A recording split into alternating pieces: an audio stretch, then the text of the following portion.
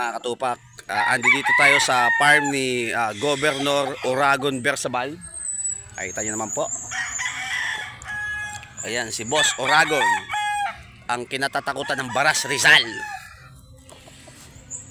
Ayan, mukhang gwapong-gwapo itong hawak ni Gob Gob, pati nga ng manok ko dyan, Gob. Ay, ang gwapo. Gob, anong mensahe mo sa mga sabungero dyan na mga naglalaban ng manok, Gob?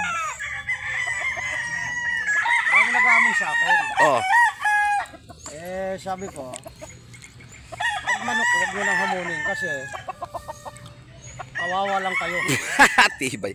Matindi pala si Boss o Governor Oragon. Dahil sa totoo lang, naglaban ako, trikak, puro pastiskil.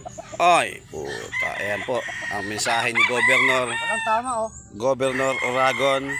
Nakapasa sa exam kahapon. Agoy! Tibay pala ni Boss. Sige, Boss. Salamat po, Boss. Alright.